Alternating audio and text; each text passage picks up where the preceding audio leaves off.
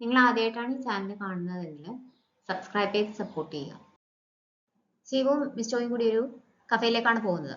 അവൻ ആദ്യം അവളെ കൺഗ്രാജുലേറ്റ് ചെയ്യും. ഇവിടെ ചോയ് വന്ന് ജോയിൻ ചെയ്യുമ്പോഴത്തേക്കിനും ഇവരുടെ ഡിവോഴ്സ് ഒക്കെ കഴിഞ്ഞിട്ടുണ്ടായിരുന്നു. പക്ഷേ നല്ലൊരു പ്രൊഫഷണൽ റിലേഷൻഷിപ്പ് ഉണ്ടെങ്കിൽ മാത്രമേ അവർക്ക് രണ്ടുപേർക്കും ഒരു സ്ഥലത്ത് ജോലി ചെയ്യാൻ പറ്റൂന്ന് രണ്ടുപേർക്കും അറിയായിരുന്നു. അതുകൊണ്ട് തന്നെ അവർ ആ രീതിക്കാണ് അവരുടെ പ്രൊഫഷണൽ റിലേഷൻഷിപ്പ് മുന്നോട്ട് കൊണ്ടുവരുന്നത്. നേരത്തെയുള്ള പേഴ്സണൽ കാര്യങ്ങളൊന്നും ഇവിടെ ആർക്കും അറിയത്തില്ല. അതുകൊണ്ട് തന്നെ പരസ്പരം നേരത്തെ അറിയായിരുന്നു എന്നൊന്നും പലർക്കും അറിയത്തില്ല. ഇനി അങ്ങനെ പ്രിറ്റൻഡ് ചെയ്ത് മുന്നോട്ട് പോകാനായിട്ട് എനിക്ക് ഉദ്ദേശമില്ല. കാരണം ഇയാളെ ചുറ്റിപ്പറ്റി ഒരുപാട് റൂമേഴ്സ് ഉണ്ടെന്ന് അറിയാമല്ലോ എന്ന് മിസ് ജോയ് സിവുവിൻ്റെ അടുത്ത് ചോദിക്കും. എന്നെ ഒന്നും ബാധിക്കാറില്ല, ഞാൻ ഒട്ടും ബോധാടല്ല എന്ന് അവൻ പറയുമ്പോൾ പെട്ടെന്ന് അവനൊരു സംശയം തോന്നും. ലീയെ വിളിച്ചിട്ട് ആ ഒരു പോസ്റ്റ് ഇടാനായിട്ട് പറഞ്ഞത് മിസ് ജോയ് ആണോ എന്ന് ചോദിച്ച് അവൻ താങ്ക്സ് പറയും. അപ്പം ഞാനല്ല എന്ന് അവൾ മറുപടി പറയും. പിന്നെ ആരായിരിക്കും എന്ന് അവൻ ആലോചിക്കുന്നുണ്ട്. നിങ്ങൾ ബേസ്ബോൾ ഗെയിമിന് പോയപ്പോഴത്തെ ഫോട്ടോ കണ്ടായിരുന്നോ എന്ന് മിസ് ജോയ് ചോദിക്കുമ്പോൾ അവൻ കണ്ടിട്ടുണ്ടായിരുന്നില്ല. അന്നേരം ചോയ് കാണിച്ചു കൊടുക്കും. അവൻ ജിയൂണിനെ കിസ് ചെയ്യാൻ പോകുന്ന ഫോട്ടോയാണ് ഇത്. ജിയൂണിന് എത്രമാത്രം മോക്കോടായിരുന്നു എനിക്കിന്ന് ആലോചിച്ചിട്ടുണ്ടോ. ആദ്യം അവർ പറഞ്ഞു ജിയൂൺ ബോസിനെ സെഡ്യൂസ് ചെയ്യാൻ നോക്കുകയാണെന്ന്. പിന്നെ പറഞ്ഞു ബോസ് ജിയൂണിനെ യൂസ് ചെയ്യുകയാണെന്ന്. അങ്ങനെയൊക്കെയാണ് റൂമേഴ്സ് സ്പ്രെഡ് ആകുന്നത്. അത് ജിയൂണിന് പ്രശ്നമായിട്ട് വരും. എനിക്ക് നിങ്ങൾ രണ്ടുപേരും ഒരുപോലെയാണ്. ജിയൂൺ എനിക്ക് ഒരുപാട് ഇഷ്ടമുള്ള ഒരു കുട്ടിയാണ്. നിങ്ങൾക്ക് രണ്ടുപേർക്കും ഒരു പ്രശ്നം വരുന്നത് എനിക്ക് നോക്കി നിൽക്കാൻ പറ്റത്തില്ല. അതുകൊണ്ട് ഇങ്ങനെയുള്ള സിറ്റുവേഷൻസ് അവോയ്ഡ് ചെയ്യാനായിട്ട് നോക്കണമെന്ന് ചോയ് പറയുമ്പോഴത്തേക്കും ഞാൻ ഇതിനെപ്പറ്റി അറിഞ്ഞില്ല, ഇനി മുതൽ ഞാൻ കെയർഫുൾ ആയിരിക്കും എന്ന് സിബു പറയും. ഡിവോഴ്സ് ആയ ഒരു കപ്പിള് വീണ്ടും കാണുമ്പോൾ നോർമലായിട്ട് സംസാരിച്ച അതിനർത്ഥം എന്താണെന്ന് ജിയൂൺ നോയടുത്ത് ചോദിക്കും. അതെങ്ങനെയാണ് നോർമലായിട്ട് സംസാരിക്കാനായിട്ട് പറ്റുന്നത്? ഇപ്പൊ എനിക്കാണെങ്കിൽ എൻ്റെ എക്സ് ബോയ് ഫ്രണ്ടിനെ കാണുകയാണെങ്കിൽ നല്ല ദേഷ്യം വരും. ഞാൻ സംസാരിക്കാനും നോക്കാനും ഒന്നും നിൽക്കത്തില്ല എന്ന് നോവ പറയും. ഇനി അവർ സംസാരിക്കുന്നുണ്ടെങ്കിൽ ഒന്നുകിൽ അതിലൊരാൾക്ക് മറ്റേ ആളുടെ അടുത്ത് ഇപ്പോഴും ഫീലിങ്സ് ഉണ്ട്, അതല്ലാന്നുണ്ടെങ്കിൽ രണ്ടുപേർക്കും യാതൊരു ഫീലിങ്സും കാണത്തില്ല. ഇതിലേതെങ്കിലും ഒരു കാര്യമായിരിക്കും എന്ന് നോവ പറയും. അവർ സംസാരിക്കുന്ന മറ്റൊരാൾ കണ്ടുകൊണ്ട് നിൽക്കുമ്പോൾ ആ ആൾക്ക് ഒരു അണീസിനെസ് തോന്നി, അതിനർത്ഥം എന്തായിരിക്കും എന്ന് അവൾ വീണ്ടും ചോദിക്കും. അതിനർത്ഥം ആ ആൾക്ക് അതിൽ ആരോ ഒരാളുടെ അടുത്ത് ക്രഷ് ഉണ്ടെന്നാണെന്ന് നോവ പറയും. അത് കേൾക്കുമ്പോൾ ജീവൻ ചെറുതായിട്ട് പാനിക് ആവും. അന്നേരം നോവയ്ക്ക് നാരിയുടെ കോൾ വരും. ഒരു ഗ്രൂപ്പ് ബ്ലൈൻഡ് ഡേറ്റ് അറേഞ്ച് ചെയ്യുന്നുണ്ട്, ചെല്ലാൻ താല്പര്യം ഉണ്ടോ എന്നാണ് ചോദിക്കുന്നത്.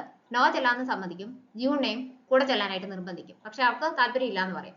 ആലോചിച്ചിട്ട് പിന്നീട് പറഞ്ഞാൽ മതി എന്ന് നോവ അവളോട് പറയും.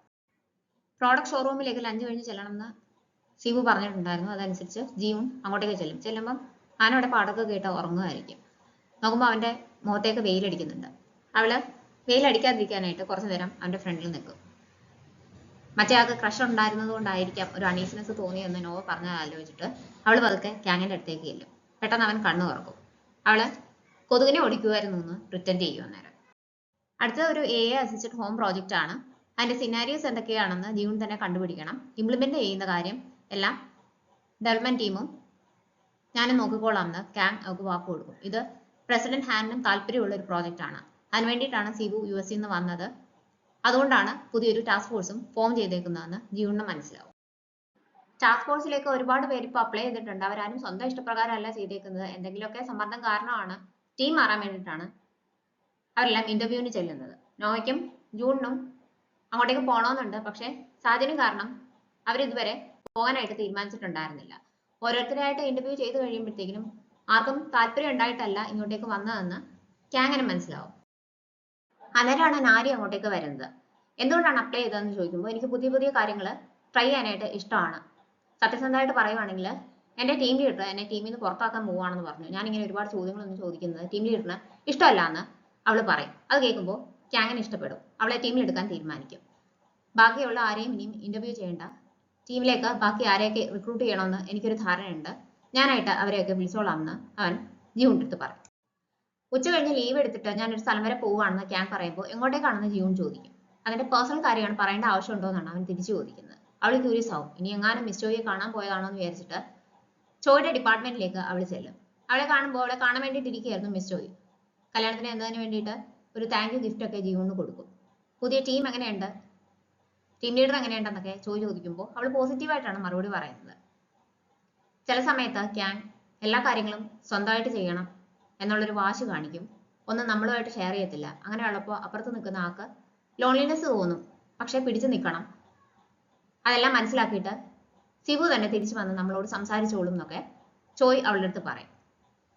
അവനെ മനസ്സിലാക്കാനായിട്ട് എളുപ്പമാണ്, കുറച്ചു നേരം ഒബ്സർവ് ചെയ്താൽ മതിയല്ലോ എന്ന് കൂടി ചോദിക്കുന്നുണ്ട്. എന്തെങ്കിലും ബുദ്ധിമുട്ട് തോന്നുവാണെങ്കിൽ എൻ്റെ അടുത്തേക്ക് വരാമെന്നും ജിയുടെ അടുത്ത് പറയുന്നുണ്ട്. ക്യാങ്ങിന്റെ അമ്മയുടെ മെമ്മോറിയൽ ദിവസമായിരുന്നു എന്ന് അവിടെ ചെല്ലുമ്പോൾ അച്ഛനും വന്നിട്ടുണ്ടാവും. രണ്ടുപേരും വലിയ സംസാരമൊന്നുമില്ല. ഫുഡൊക്കെ കഴിച്ചു കഴിഞ്ഞിട്ട് പുറത്ത് വരുമ്പോൾ ഞാൻ ആ വീട് വിൽക്കാൻ പോവുകയാണെന്ന് അച്ഛൻ അവനോട് പറയും. എന്താ പെട്ടെന്ന് അങ്ങനെ ഒരു തീരുമാനം ചോദിക്കുമ്പോൾ, ഒരു കാര്യം എനിക്ക് മറക്കാനായിട്ട് പറ്റുന്നില്ല, ആ വീട്ടിൽ താമസിച്ചിട്ട് അത് ഡേഞ്ചറസ് ആണെന്ന് എനിക്ക് തന്നെ തോന്നി, അതുകൊണ്ട് ഞാൻ കൺട്രി സൈഡിലേക്ക് മാറുകയാണെന്നാണ് അച്ഛൻ അവനോട് പറയുന്നത്. അടുത്ത വർഷം ആകുമ്പോൾ ഈ സമയത്ത് ഞാൻ US-ലായിരിക്കും എന്ന് അവനും അച്ഛനോട് പറയും. അച്ഛൻ അവന് വേണ്ടിയിട്ട് അവരുടെ വീട്ടില് അച്ഛനും അമ്മയും കൂടി ഉപയോഗിച്ചിരുന്ന പഴയൊരു വിൻറ്റേജ് റെക്കോർഡർ കൊണ്ടുവന്നിട്ടുണ്ടായിരുന്നു. അതിലാണ് അവൻ ആദ്യമായിട്ട് റിപ്പയർ ചെയ്യാനായിട്ട് പഠിക്കുന്നത്. അതാണ് അവൻ ജിയുടെ അച്ഛൻ്റെ അടുത്ത് കൊണ്ടുപോയി ശരിയാക്കിച്ചത്. അതൊക്കെ അവൻ്റെ അച്ഛൻ അറിയായിരുന്നു എന്ന് അവിടെ വെച്ച് അവൻ റിയലൈസ് ചെയ്യും. ഇത് നിന്റെ അമ്മ പോയത് പിന്നെ ഞാൻ ഓണാക്കിയിട്ടില്ല, നിനക്ക് വേണമെങ്കിൽ ഇത് സൂക്ഷിച്ചു വെക്കാം, അല്ലെങ്കിൽ കളയാം, എന്ത് വേണമെങ്കിലും ചെയ്യാന്ന് പറഞ്ഞിട്ടാണ് അച്ഛൻ അവന് കൊടുക്കുന്നത്.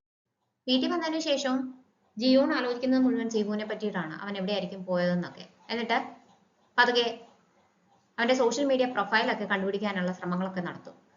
കുറെ നേരം കഴിയുമ്പോൾ അവൾ ഒരുപാട് നേരം അവനെപ്പറ്റി തന്നെ ആലോചിച്ചിട്ടാണ് സമയം പോയതെന്ന് തിരിച്ചറിയും. ഇത് ഡേഞ്ചറസ് ആണെന്ന് മനസ്സിലാക്കിയിട്ട് ഗ്രൂപ്പ് ഡേറ്റിൽ പോകാൻ സമ്മതമാണെന്ന് പറഞ്ഞ് അവൾ നോവയ്ക്ക് മെസ്സേജ് അയക്കും. നോവ അവളുടെ എക്സ് ബോയ് ഫ്രണ്ടിന്റെ അമ്മയെ മീറ്റ് ചെയ്യും. അവർ ബ്രേക്കപ്പ് ആയ കാര്യം പറയും. അവർക്ക് ആദ്യം അറിയേണ്ടത് ആ പെൺകുട്ടി എന്ത് ചെയ്യുന്നു എന്നാണ്. അപ്പോൾ എന്നെക്കാട്ടിലും നല്ലൊരാളെ ആണെങ്കിൽ നിങ്ങൾക്ക് പ്രശ്നമില്ലെന്നാണോ നിങ്ങൾ പറയുന്നതെന്ന് നോവ ചോദിക്കുന്നത് കേൾക്കുമ്പോൾ അവർക്ക് ദേഷ്യമാവും. ഇവളെപ്പോഴും അവരെ നല്ല റെസ്റ്റോറൻറ്റ്സിലൊക്കെ കൊണ്ടുവന്നിട്ടാണ് ഫുഡൊക്കെ വാങ്ങിച്ചു കൊടുക്കാറുള്ളത്.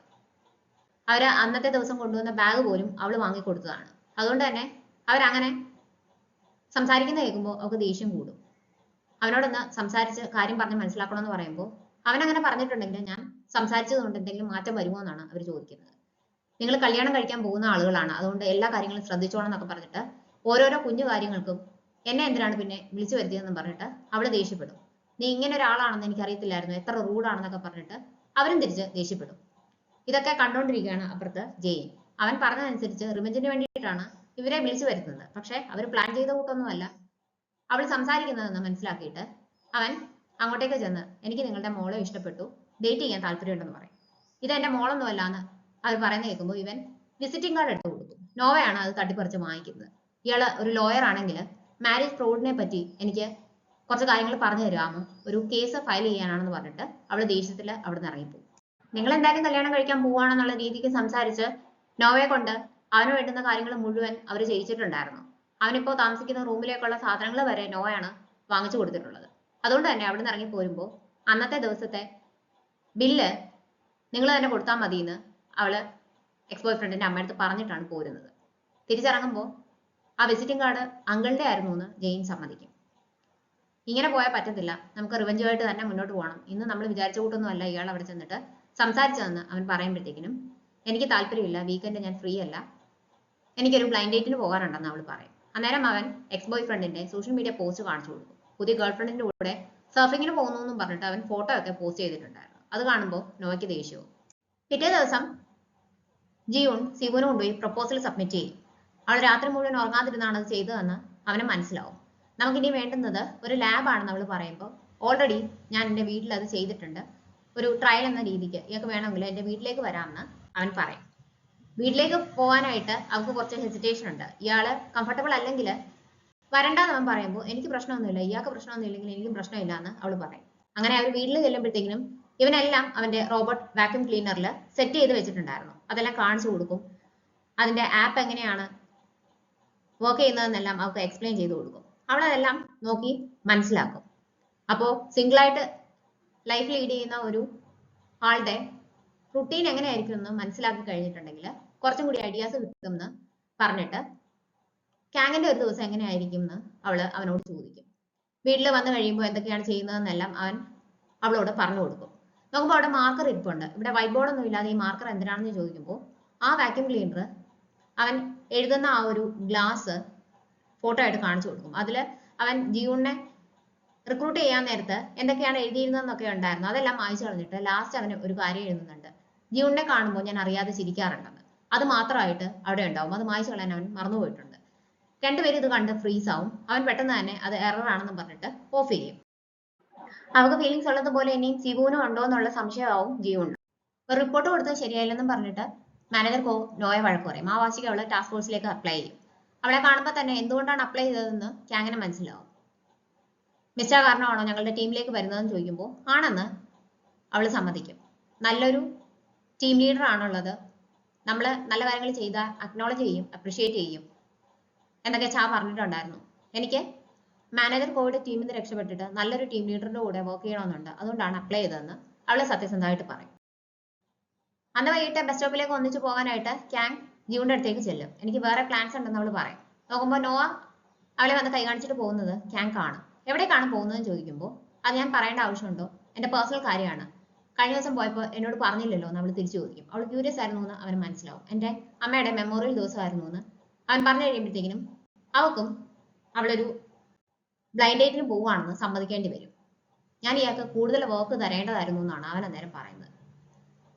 ബ്ലൈൻഡ് ഡേറ്റിന് പോകുന്ന സമയം മുഴുവൻ എന്തുകൊണ്ടായിരിക്കും അവൻ അങ്ങനെ പറഞ്ഞതെന്ന് ആലോചിച്ചുകൊണ്ട് പോവുകയാണ് ജിയോ. അവള് നോക്കുന്നുണ്ടേ ക്യാങ്ങിന്റെ ഫ്രണ്ടിന്റെ കഫേയിലാണ് ബ്ലൈൻഡ് ഡേറ്റ് നടക്കുന്നത്. ഞാൻ വരുന്നില്ല എന്നൊക്കെ പറയുന്നുണ്ടെങ്കിലും നാരിയും നോവയും കൂടി നിർബന്ധിച്ച് അവളെ അകത്തേക്ക് കൂട്ടിക്കൊണ്ട് പോകും. ക്യാങ്ങിന്റെ ഫ്രണ്ട് ജിയോനെ കാണും. നീ എന്തെടുക്കുകയാണ്, ഇവിടെ ഒരു ഗ്രൂപ്പ് ബ്ലൈൻഡ് ഡേറ്റിന് വന്നിട്ടുണ്ട്, ജിയോണ് ഇവിടെയുണ്ട്, നീ എന്തുകൊണ്ടാണ് അവളെ വിളിക്കാത്തതെന്ന് പറഞ്ഞിട്ട് അവന് ഫ്രണ്ട് മെസ്സേജ് അയക്കും. നോവ അവളുടെ ബ്ലൈൻഡ് ഡേറ്റിനെ നേരത്തെ മീറ്റ് ചെയ്തിട്ടുണ്ടായിരുന്നു. ഒരു കല്യാണത്തിന് പോകുമ്പോൾ അവൻ വിസിറ്റിംഗ് കാർഡൊക്കെ കൊടുത്തിട്ട് നമുക്ക് മീറ്റ് ചെയ്യാമെന്നൊക്കെ പറഞ്ഞിട്ടുണ്ടായിരുന്നു. അന്ന് അവള് എൻഗേജ്ഡ് ആണെന്ന് പറഞ്ഞ് ഒഴിയുകയാണ് ചെയ്തത്.